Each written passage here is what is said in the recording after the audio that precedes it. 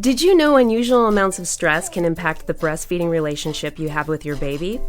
Stress triggers hormones that have a direct impact on both the brain chemicals, responsible for emotional wellness, and also milk production. What can we do about it? I'm Rebecca Mahan, a retired police officer focused on helping victims overcome traumatic events. Today, we're talking about how stress can impact breastfeeding. This is the Boob Group. Breast milk, it does a baby good. Silly daddy, boobs are for babies. I make milk. What's your superpower? If my breastfeeding offends you, put a blanket over your head. Dairy diva. Don't be lactose intolerant. Nursing nature's own breast enhancement. Meals on heels. Whoever said there's no use crying over spilled milk never had to pump. Breast milk. All udders are inferior. Whatever your point of view, we're here to support your breastfeeding goals. We're the Boob Group, because mothers know breast. Welcome to the Boob Group, broadcasting from the Birth Education Center of San Diego. The Boob Group is your weekly, online, on-the-go support group for all things related to breastfeeding. I'm your host, Leilani Wild. I'm also an IBCLC and owner of Leilani's Lactation and Doula Services. A special thanks to everyone who's listening to our show on our show app available on Android, iOS, and Windows. We also have a new network app where you can listen to all your favorite new mommy media podcasts, so be sure to check that out. Would you like to be a part of the Boob Group? Here's Sunny to tell us about some ways you can get involved. Okay, hi everybody. So we love to hear from our listeners. We love for you guys to be part of our show, and there's a couple different ways you can do that. We have various segments that you guys can participate in, and if you go to our website at newmommymedia.com, you go to the Boob Group, and you scroll down, you'll see a section that says segments, and if you click on that, you'll see all the various segments, but I'm just going to highlight a couple today.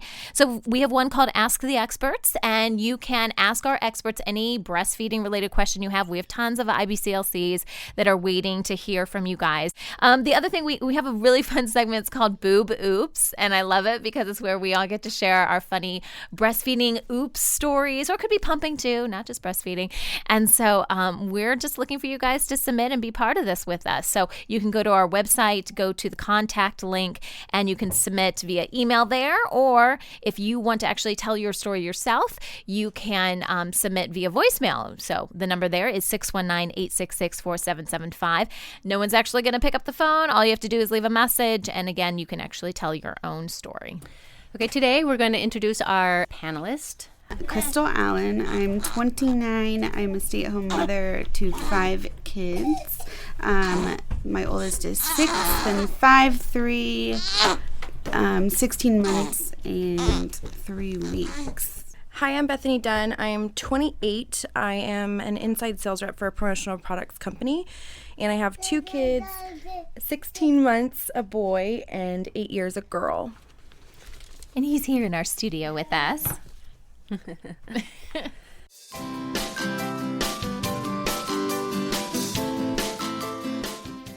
Okay, so before we start today's episode, which is all about stress and breastfeeding, I thought I saw a relevant article online, and it's about the Army, and they have a brand new breastfeeding policy, and apparently this is a really big deal. I don't think that they've had anything in the past, and other branches of the military may have had something, but this is brand new for the Army. The policy actually took effect September 29th, so it's already in effect. What it says is that commanders should provide a designated, now this is in quotes here, private space with locking capabilities, an electrical outlet, and access to safe water for soldiers to express their milk. It needs to be fully enclosed, and if the private space is within a restroom, it says it needs to be fully enclosed, and a separate area needs to be designated for breastfeeding and not just a bathroom stall. So they're not saying, you have to go in a stall. They're saying there's going to be a private area that happens to be somehow attached to the bathroom, if that is what's best in that. Yeah, if that's the only option they have. And so it says, that the soldiers do have to supply their own equipment to pump and store their breast milk. So I don't know that that's really any different than any other type of situation. So I want to just kind of toss this out there and see what you guys thought about the article and about the Army coming out and finally having, some sort of policy about this. Leilani, what do you think? Well, I'm happy to hear that every time we turn around, we are seeing more openings, more doors opening for the moms and breastfeeding and supporting their breastfeeding relationship for their children. So I'm glad that the Army has stepped it up, Yeah. Yay for us. Yeah. And Rebecca, I'd love to get your take on this. Being, a retired police officer, it's not the same thing as the military, but. Well, I'm also a veteran, Okay. United States Marine Corps. Hoorah. And so coming from two spots, as a mother and as a Marine, I have to say that I can see a couple of different things that can be both advantageous and a hindrance, because I don't know how a female military personnel member is going to be able to continue breastfeeding for the length of time that from the time that they actually have off to be able to have that bonding process and then to actually return to work. So I'm wondering what the stipulations are. How long do they have? They start going back to work and they are slowly going to be reintroduced into the work sector and they're still allowed to have their child with them? Or are they going to a child care center and then picking up their baby in the meantime? I'm wondering some of the different components on how that would work. Right. But I think it's absolutely healthy. It's one of the best things that we can do for our children for many, many reasons. But I think that if they're able to take their child with them and they have the facilities to do that, that is absolutely important. Otherwise, I do think in the meantime that they should be able to have the ability to pump Right. for as long as they can. Now, with your children, were you a Marine? Like, when your babies were younger, did you have to deal with anything like this? Or, even as a police officer, was that a struggle, being able to breastfeed and do your job? My transition from finishing my contract with the Marine Corps was about the same time that I had gotten pregnant, and so it wasn't an issue. So it was pretty close to the same time period. Plus, I enlisted as a reserve, and during that period of time, I was not on any type of deployment, which I never ended up having to go overseas, thank God. But I was also not on any type of active for training status or anything like that. So I had my child with me all the time. As a young child, my daughter, I was having her with me everywhere. The first year or so, I didn't go back to work, and so that wasn't an issue. And it wasn't until she was somewhere about 6 or so that I went through the police academy. So that wasn't a concern for me. But looking at it on the flip side, I could see definitely the challenges, but the advantages to it as well. Right. For sure. Yeah. There's a lot of stuff going on right now on social media about this. And so I'm sure you guys have probably seen it. And we'll put a link up on our Facebook page if you want to check it out.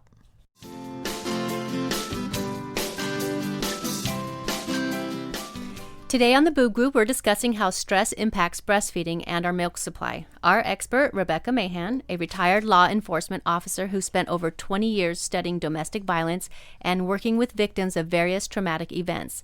She is an author and host of 2 radio shows. She has created a successful program called VOTE, Victims Overcoming Traumatic Events, in San Diego, California. Thank you for joining us, Rebecca, and welcome to the show.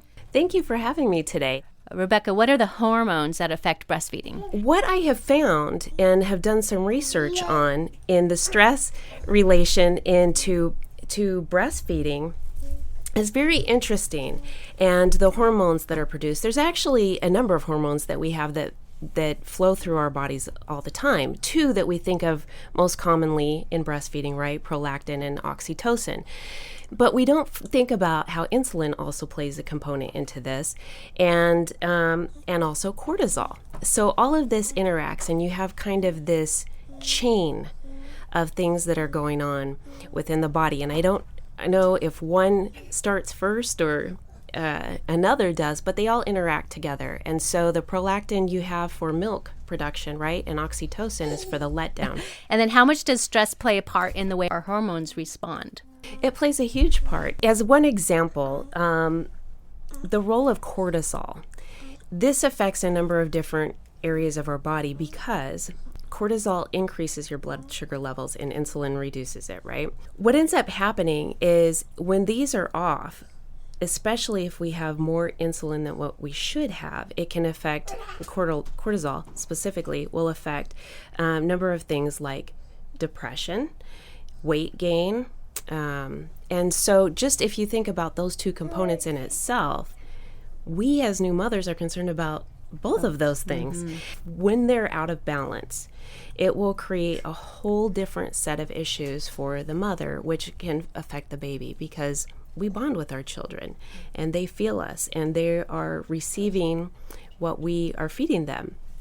Emotionally as well as Yes, virtually exactly. food. Yes, right. Crystal, have you experienced any level of stress that you can like remember how it may or may not have impacted your breastfeeding? I've gone through a lot of stress with nursing. So my last one, my husband was deployed when she was born. So that was, and then I had 4 kids my oldest had just turned 5. So I don't know if it actually made any difference, but I know I didn't experience letdown a lot with her, which was different from all my other kids.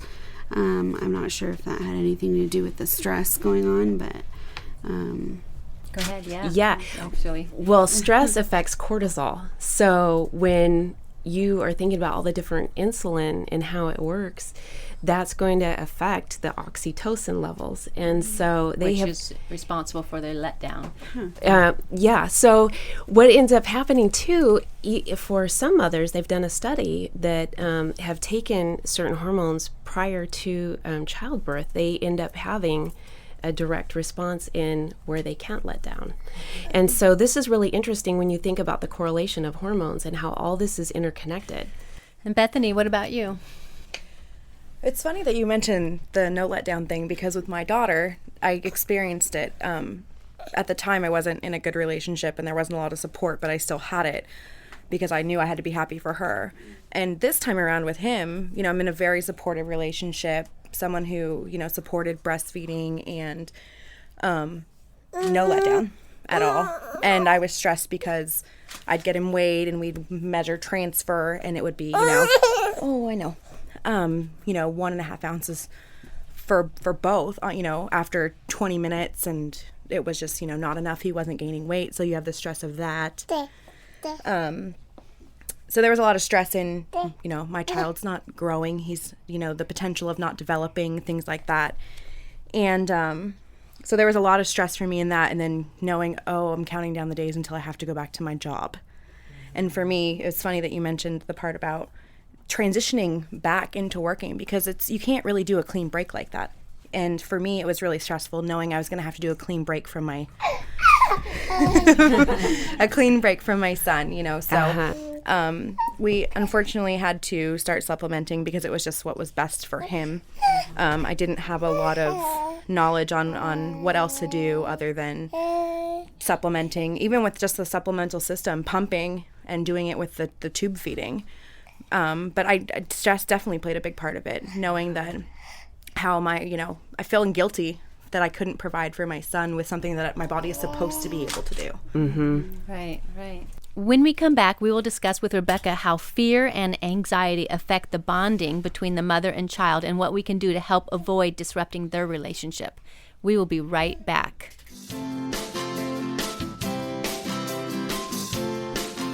Welcome back to the show. We are here with Rebecca Mahan, and we're discussing how stress can impact breastfeeding. Rebecca, if you, a mother, is experiencing fear and it creates anxiety, how does that affect the bonding relationship between the mother and the child? Well, it depends on the mother's involvement with the child. So whatever the situation is, so for example, Bethany, you have a transition concern, and that can affect too, as far as the breastfeeding and things like that. But as far as bonding goes, if a mother is there and involved with her child, I think that connection isn't something that can be broken. Right. And that really is a lot to do with how much she is physically around that baby. But when there's like baby mama separation, sometimes out of fear that maybe they're going to lose their baby, sometimes moms will out of their fear and stress and anxiety, will not attach right to that baby. They'll like be pushing it away emotionally without even realizing they're doing it, maybe subconsciously. What do you think about that? Oh, I absolutely think that that's possible. There's so many different factors that come into play with our relationship with our children, and it can have a lot to do with things like stress about work. But it also can have a very huge impact between us and our children when it comes from the relationship that we're involved with. So the baby's father, for example. And if there's some unhealthy traits going on in the relationship, specifically something that's either mentally, emotionally, or physically violent, this can be very, very impactful, because the concern may be that I don't want to hold my baby because if he ends up acting out violently, the baby could get hurt. Or I don't want my baby to hear us screaming, so the baby's spending more and more time in a daycare or at a friend's house or at a relative's house. And so there can be a separation there, which in turn, later on, you can have issues with your child, such as attachment disorder, and then separation anxiety. The first 18 months of life is the most important time for a mother and child to really connect and make that bonding just solid. And that's a lasting relationship. Yes. Usually it's that first 18 months that affects the lifetime of that relationship. Yeah. Crystal, have you experienced any difficulties in bonding with your child the way you would like to during that stressful period? I don't really think I had any problems with any of my kids bonding with them, no matter the stress that I was under. I think that's just, I don't know. I always had them with me, on me. I homeschool my kids. My kids never leave my side. And thankfully, I've never had issues in bonding with them since birth. And my oldest, So you kind of gravitated more towards your babies during that more stressful yeah, kind period. of like I actually have a completely different kind of relationship with Harlow, the one that I had when my husband was deployed. Kind of just because I clung to her more than my others, I would even say. During that stressful period, she was, who I talked to at night, or, when I was stressed, I would just, hold her, and she calmed me down a lot. But I think I have a different relationship. I never had any issues with bonding per se with them. But it's good that you didn't have any issues. Yeah, and you turned thankfully. it around in a positive way. Yeah. What about you, Bethany? I would actually say the same. Because I was in, a mentally, emotionally abusive relationship with my daughter's father. It seemed for me easier just to say, you know what, I got this. I need to be strong for her, and I'll just deal with it when she's asleep. And for me, I just, again, always on me, wearing her everywhere I went. She was with me because it was just, I knew that now as a parent, she's what I need to worry about. I need to worry about myself and myself too, but if I let her see it, it's going to affect it. And if I don't deal with it on our off time, then it's never going to be a healthy relationship. And with him, he's so uplifting and upbeat and everything, and he keeps me happy. So anytime I'm feeling down, I'm just, let's go play with Elliot, so he just keeps me happy, and he's exciting. That's really great. Rebecca? No, I just think that this is such an important time for the joy, both for the parent and the child, that it, as we were saying, it lasts a lifetime. And so when we are thinking about the stress and other things in relation to this, we have to think about what kinds of things are actually happening, and also look at something called postpartum depression. Because those things can absolutely be critical in the bonding process. Right, and recognizing more about that. Can you explain that for those listeners that haven't heard of that or don't know enough about that? In postpartum depression, it usually affects pretty much right after birth, and I don't know the specific time period that it can last, and I'm sure that it can be different for individuals depending on if they're seeking resources to get assistance, and how they're dealing with that. But if you want to talk about having it go back into relation to the hormones, then it causes another cycle, and so you have a release of cortisol, because there's cortisol and depression are linked. Cortisol causes weight gain, and then you have issues with insulin and a number of other things. So all of this comes into play. The most important thing a mother can do, though, is be healthy and get educated, know that these things are available, that it's not her, she's not going crazy, because part of the things in depression is, what is wrong with me? I don't like this. And it can be very, very severe. And we've heard some really Extreme. Yes, extreme cases. And so just being educated about the things that are going on, and that just the fact that there's a possibility that our hormones can be a little bit off, and we're not sort of these crazy women out nothing there. Nothing wrong with us. Yes, yeah, and people say, gosh, but no, there isn't anything wrong. But we need to be able to talk about it. We need to maybe even recognize it in maybe our family or our friends if someone else is experiencing it, kind of staying in tune, because sometimes you're not even aware you're going through it, or you think that this might be normal when it's actually getting more extreme. Yes. Or when you're actually facing it, you might be blaming someone else because you think it's all them. Yes. And really it is something that's going on inside of you, and if someone's not paying attention to it, it can take off and go extreme. Oh, most definitely. Mm-hmm. Yes, and that'll create a whole series of problems because of the way that these all work together, all these hormones. Yeah, balancing out our hormones are important. It is. All through life. There's things that we don't talk about from mommy time to aging time, but they're all important. And if we learn them early on, this makes things very, very solid for us as good...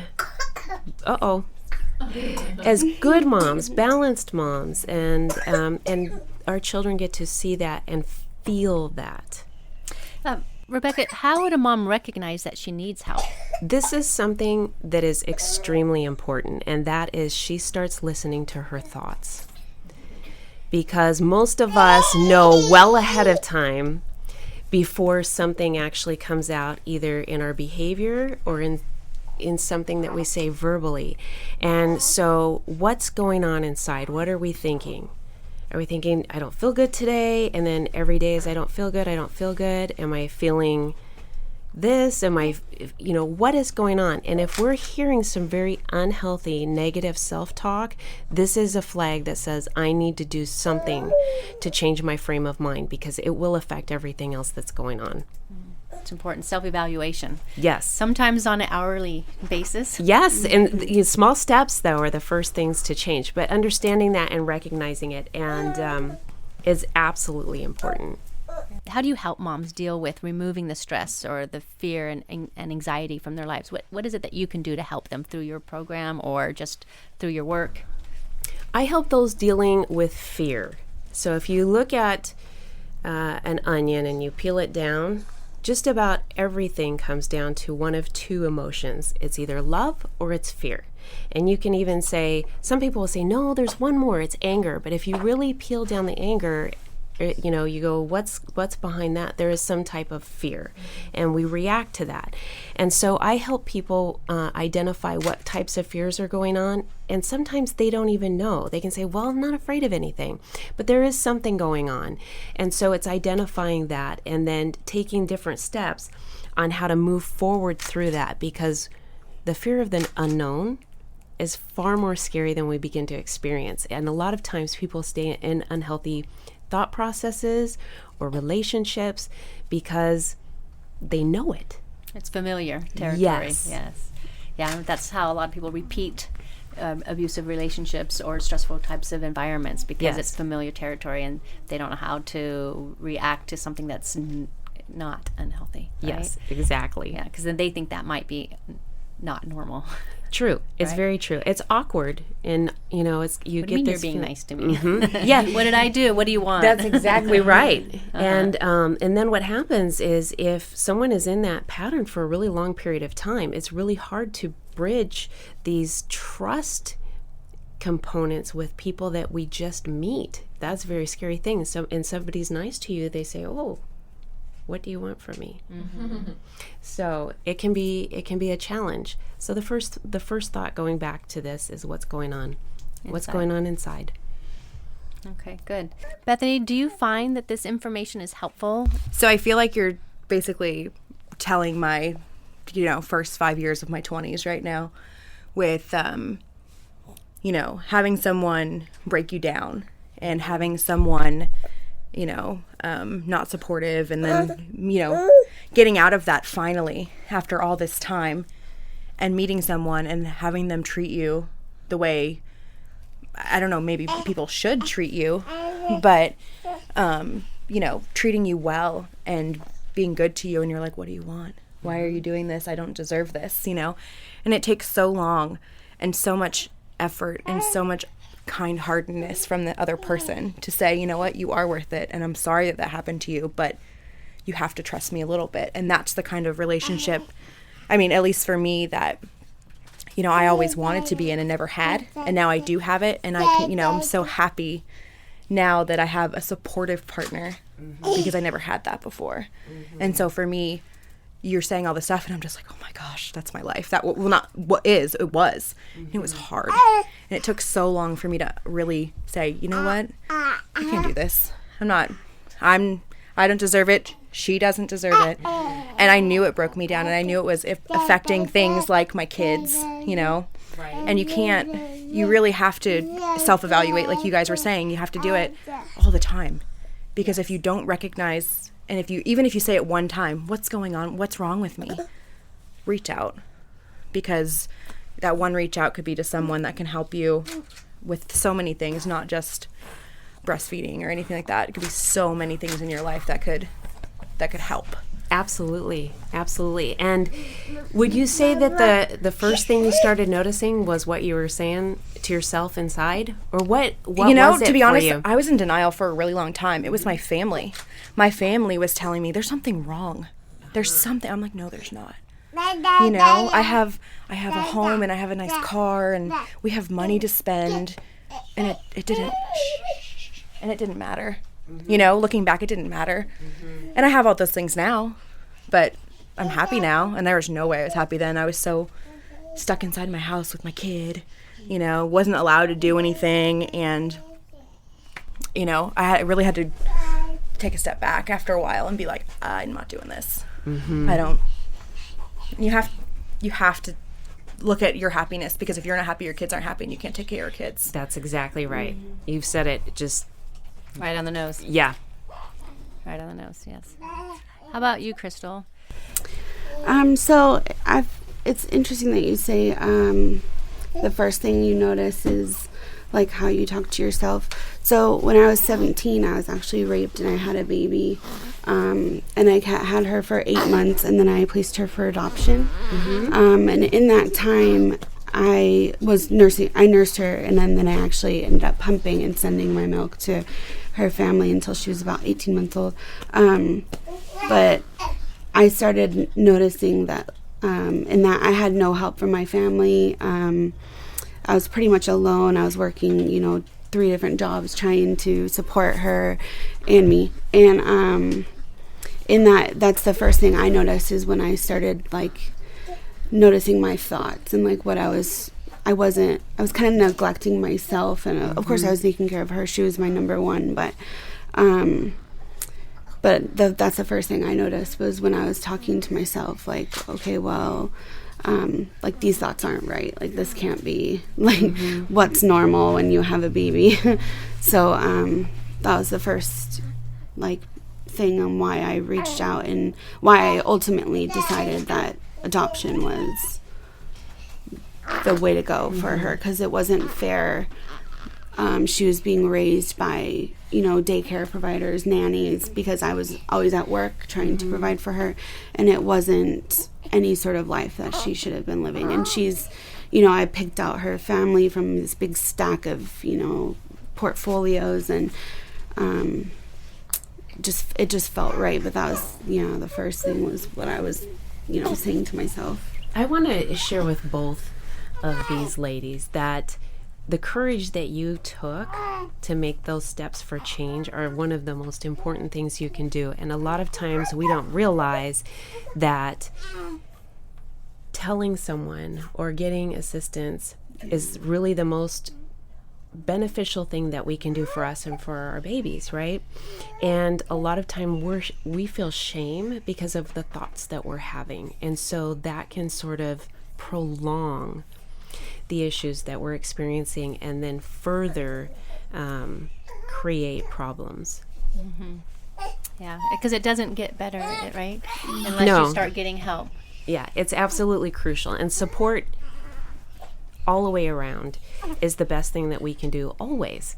Right. I mean, emotionally, mentally, with our children, breastfeeding, sometimes we do it alone, but when you learn from other mothers, it really helps us. Well, thank you so much, Rebecca and the panelists, for sharing this helpful information about how stress impacts breastfeeding and how you can resolve it and protect your breastfeeding relationship with your baby. And for our Boob Group Club members, our conversation will continue after the end of this show, as Rebecca will share with us her personal story and how this changed her life and the lives of others because of it. For more information about our Boob Group Club, please visit our website at newmommymedia.com.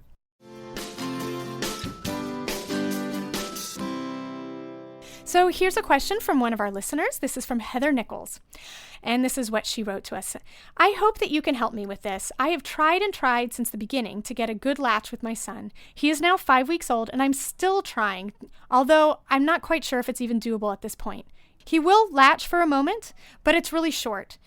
He seems very excited at first and then gets really frustrated and stops. And I know that there is milk readily available because I can see it.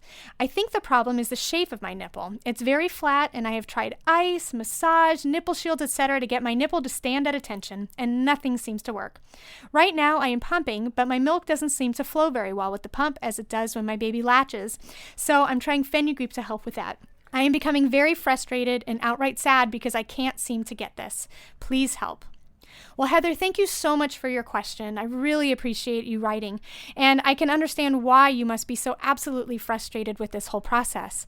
First and foremost, when I read this, the first thing that came to mind was it's definitely worth your time to look for an international board certified lactation consultant in your community to help assess this situation more fully. Not being able to see your baby in person, I really can only give general advice, but it definitely won't solve every issue, I would imagine. So the first thing I would recommend is having an international board certified lactation consultant assess your son for a tongue tie. While some babies have difficulties latching on when a mom has flat nipples, this often can be remedied with the nipple shield. And if your son is having a challenging time creating an effective suction with the nipple shield, it could actually be caused by a tongue tie, which limits a baby's range of motion and suck effectiveness. It is also possible that your little guy has figured out that if he fusses enough, he'll receive a bottle, which will totally satisfy him. And of course, the main goal is to feed the baby, so sometimes bottles, and in the case of supplementation, are really helpful if the baby's having a challenging time at breast. However, babies are incredibly smart and often figure out how to hold out for the bottle, making it very frustrating for mom. So depending on if he does have a tongue tie or if he's just holding out for the bottle will definitely determine what would be the best course of action. So again, I can't highly recommend enough seeing an international board certified lactation consultant for this situation, as there are many reasons why this may be occurring, which she would really help you get to the bottom of. My advice is only that this IBCLC should be looking for the tongue tie during this feeding time with your baby, especially since I can't give accurate advice without having seen you and your baby. But I hope that this is somewhat helpful.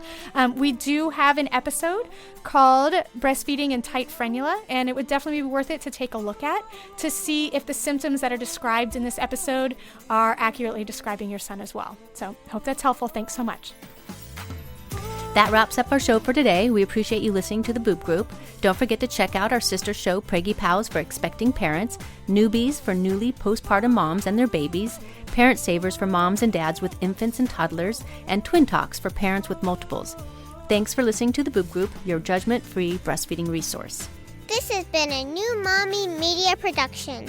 The information and material contained in this episode are presented for educational purposes only. Statements and opinions expressed in this episode are not necessarily those of New Mommy Media and should not be considered facts. While such information and materials are believed to be accurate, it is not intended to replace or substitute for professional medical advice or care, and should not be used for diagnosing or treating healthcare problem or disease or prescribing any medication. If you have questions or concerns regarding your physical or mental health or the health of your baby, please seek assistance from a qualified healthcare provider. New Mommy Media is expanding our lineup of shows for new and expecting parents. If you have an idea for a new series, or if you're a business or organization interested in joining our network of shows through a co-branded podcast, visit newmommymedia.com.